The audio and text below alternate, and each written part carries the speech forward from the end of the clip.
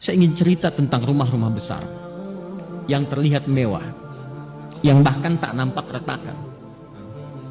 Tapi ketika dilewati, ini nyata ya, karena kami sendiri yang berangkat ke sana, saya berada di sana. Dan alhamdulillah cukup mengetahui termasuk kisah-kisah yang viral itu, kita tahu gitu. Yang paling menarik adalah penghuninya kosong. Tidak ada yang huni. Karena itu rumah mewah, besar, ya bagus. Dan saya kira itu dihasilkan dari hasil yang tidak mudah. Mungkin bertahun-tahun bekerja, belasan tahun, bisa puluhan tahun untuk menghasilkan itu. Letaknya strategis. Tapi ternyata penghuninya lebih menginginkan dan lebih berminat untuk tinggal di tenda-tenda yang bahkan sebelumnya kurang layak. Jadi daripada menghuni rumahnya yang mewah itu, dia lebih memilih untuk tinggal di tenda. Atau tidak tidur di lapang sekalian tanpa alas, tanpa atap sedikit pun.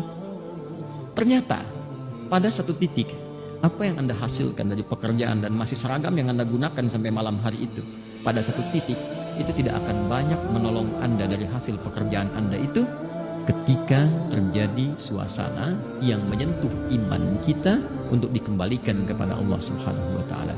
Jadi saya ingin katakan, kalau Anda berangkat gelap, pulang gelap hanya untuk mengumpulkan dunia, akan tiba pada satu masa, sepersekian detik itu dunia yang Anda kumpulkan selama puluhan tahun menjadi tidak bernilai di hadapan Anda.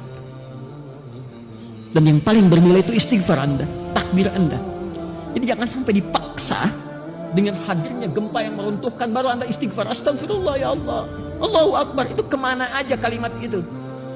Yang dididik dalam sholat selama 5 waktu dibuka dengan Allahu Akbar, tak pernah dikumandangkan misalnya, apa harus dikasih gempa dulu, kasih banjir dulu, kasih longsor dulu, dikasih musibah dulu?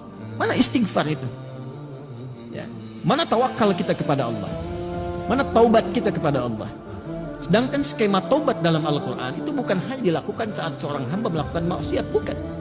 Skema taubat itu skema membersihkan diri, supaya menjaga suasana hati itu dalam kebaikan. Makanya Nabi SAW mengajarkan sebelum tidur taubat, istighfar 70 sampai dengan 100 kali. Allah menegaskan, innallaha yuhibbut tawwabin. Allah mencintai orang yang senantiasa bertaubat, memperbaiki diri dari ujung kepala sampai dengan ujung kaki. Dan itu mendamaikan hati, mendatangkan keberkahan. Maka mulai hari ini saya kira hal pertama yang harus dilakukan adalah kita evaluasi dari semua bagian pekerjaan kita. Bukan hanya musibah yang kita rasakan secara luas, boleh jadi ada musibah yang akan menimpa kepada setiap personal, yaitu keberpulangan ia kepada Allah Subhanahu wa taala. Alladzina idza asabathum musibah qalu inna lillahi wa inna ilaihi raji'un. Dan kalimat itu seringkali diucapkan ketika ada orang wafat, kan?